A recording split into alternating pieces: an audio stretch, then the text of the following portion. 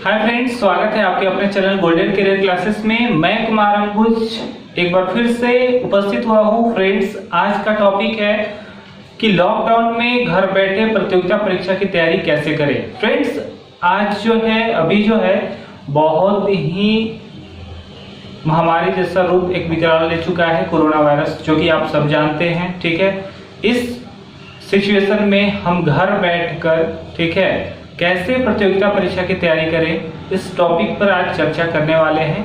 आइए तो शुरू करते हैं कि इस सिचुएशन में कैसे घर बैठे प्रतियोगिता परीक्षा की तैयारी कर सकते हैं और आप अपने स्टडी को कंटिन्यू रख सकते हैं। आइए शुरू करते हैं।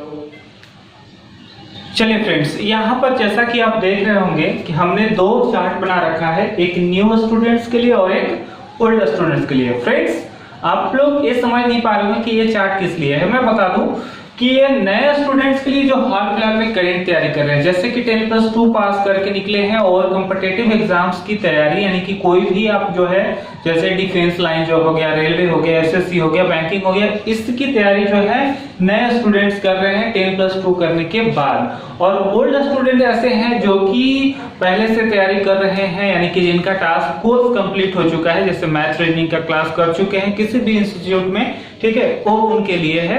तो मैं बताना चाहूंगा कि कैसे तैयारी आप कर सकते हैं। देखिएगा ध्यान से, कुछ ज्यादा सिंपल है फ्रेंड्स, कि जो नए मेंबर हैं, जो न्यू स्टूडेंट्स हैं, उनको एक बात पर फोकस करनी होगी कि सबसे पहले तो उनको ये करना होगा कि वो सबसे पहले आपका आता है मैथ्स। तो मैथ्स पर फोकस करना होगा कि मैथ्स आखिर कैसे बनेगा, इसलिए कि वो 10+2 करके निकले हैं। ठीक है, तो वहां इनको मैथ्स की जानकारी ऑलरेडी नहीं होगी, तो इनको कैसे प्रिपेयर करना है मैं बताता हूं। सबसे पहले क्या करना है कि कोई भी मैथ्स पब्लिकेशन, यानी कोई भी पुस्तक उठा लेनी है, मैथ का कोई भी प्रकाशन का हो, कोई दिक्कत नहीं होगा, और उसको बेसिकली आप पहले हल करने की कोशिश कीजिए। आप एक टाइमिंग फिक्स कीजिए, ठीक है, सुबह में, दोपहर में या फिर शाम में, कोई भी टाइमिंग फिक्स कीजिए। और फिक्स करने के बाद आप इसको पर्टिकुलर चैप्टर वाइज कोशिश कीजिए बनाने का। ठीक है, करीब 2 घंटे एक टाइम रखिए, 2 घंटे तक। ठीक है, पहली बात रीजनिंग, तो आप रीजनिंग का टाइमिंग रख सकते हैं 1 घंटे। ठीक है, आप कोई भी चैप्टर वाइज उठा लीजिए, 1 घंटे रीजनिंग का टाइमिंग सेट कीजिए, आपका सही हो जाएगा। इसके बाद जीके जीएस, अब यहाँ पर आता है जनरल नॉलेज और जनरल साइंस। ठीक है फ्रेंड्स, अब इस पर फोकस करना है कि हमको किस पर ज्यादा फोकस करना है। तो अगर मैं बता दूं कि अगर आप रेलवे की तैयारी कर रहे हैं या फिर आप एसएससी की तैयारी कर रहे हैं, तो अभी फिलहाल जो ऑनलाइन एग्जाम्स प्रिपरेशन में सबसे ज्यादा जनरल साइंस पर फोकस किया जाता है, जीएस पर। ठीक है, जीके है, ये भी है, लेकिन सबसे ज्यादा फोकस करना है जीएस पे। और आपको तो पता ही होगा कि जीएस में कौन कौन आता है, फिजिक्स आ जाता है, केमिस्ट्री आ जाता है और बायो आ जाता है। ठीक है, तो ये 3 ऐसे शेड्यूलेशन है जो कि इस पर ज्यादा फोकस करने की जरूरत होती है।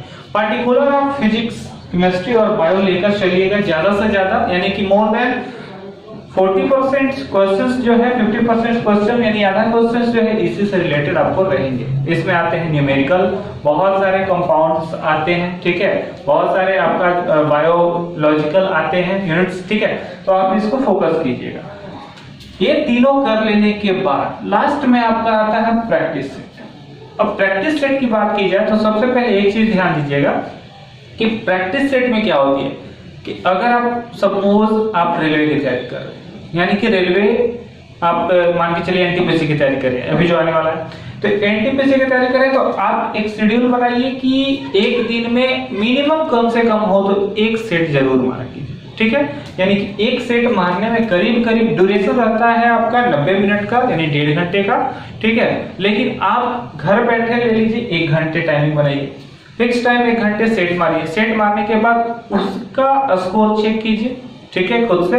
और अगर जो सॉल्यूशन आपका नहीं बनता है लॉकडाउन पीरियड में, तो क्या कीजिए कि आप प्रैक्टिस सेट की जो बुक्स होती है उसके डिस्क्रिप्शन बॉक्स में आपका बहुत सारा सॉल्यूशन दिया रहता है, आप उसको चेक कीजिए। ठीक है, यानी करीब इस पर फोकस कीजिए 1.5 से पौने 2 घंटे, यानी ओवरऑल अगर बात किया जाए तो इसका मान के चलिए कि 2 घंटे हो गया।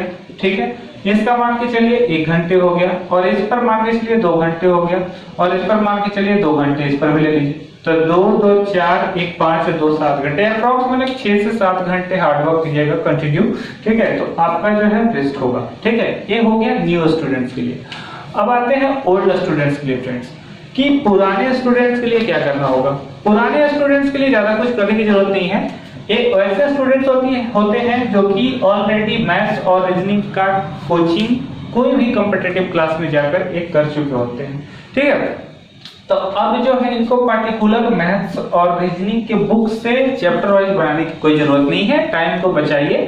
क्या कीजिए कि सबसे पहले जो है आपका प्रैक्टिस सेट, जो आप जो भी तैयारी कर रहे हैं, आप जैसे एसएससी की तैयारी कर रहे हैं तो एसएससी का प्रैक्टिस सेट मारिए, रेलवे की तैयारी कर रहे हैं रेलवे का प्रैक्टिस सेट मारिए, ठीक है।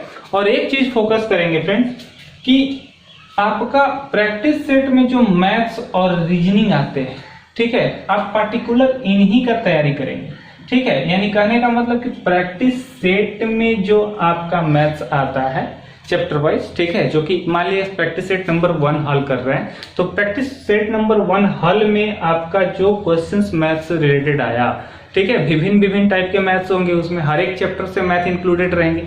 तो सबसे पहले आपको क्या करना है कि उसी मैथ्स को आप हल करने की कोशिश कीजिएगा। उसी प्रकार रीजनिंग में भी जो है उसी रीजनिंग को हल करने की कोशिश कीजिएगा, साइड से कोई भी हल करने की जरूरत नहीं, ठीक है। रही बात जीके जीएस की, तो आपके लिए अगर मान के चलते हैं कि मैथ्स रीजनिंग यानी एक प्रैक्टिस सेट लेने में, डन करने में 2 घंटा लगता है, तो इसको आप 3 घंटा ले लीजिए, ठीक है। बच गया आपका और भी टाइम, तो जो टाइम बचा आप उसको जीके जीएस में स्पेंड कर दीजिए। यानी कि जीएस का चैप्टर ज़्यादा पढ़िए, न्यूमेरिकल ज़्यादा बनाइए, फिजिक्स केमिस्ट्री बायो से रिलेटेड क्वेश्चंस होते हैं उसको ज़्यादा फोकस कीजिए, ठीक है। करेंट अफेयर्स के क्वेश्चन होते हैं उसको ज़्यादा फोकस कीजिए। ओवरऑल सभी को फोकस करने में आपको करीब से 3 से 4 घंटे आपका लग जाएंगे, ठीक है। तो 4 और 3 कितना हो गया, 7 घंटे, तो ये भी आपका 7 घंटे हो गया। तो आप बस इसी प्रकार सिस्टमैटिक ढंग से रोज कंटिन्यू करते रहेंगे तो आप जो है हमेशा प्रोग्रेस करेंगे, ठीक है।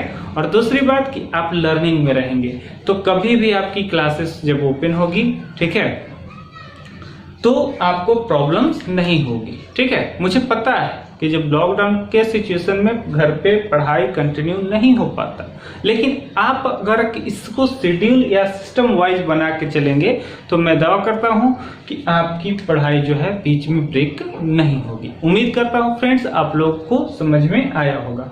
अगर आप लोग को समझ में आया तो प्लीज लाइक करें, सब्सक्राइब करें और अधिक से अधिक अपने दोस्तों को शेयर करें, ताकि वो भी इस वीडियो के माध्यम से कुछ समझ पाए, कुछ सीख पाए, ठीक है। तो मिलते हैं फ्रेंड्स अगले वीडियो में, तब तक के लिए इजाजत दीजिए।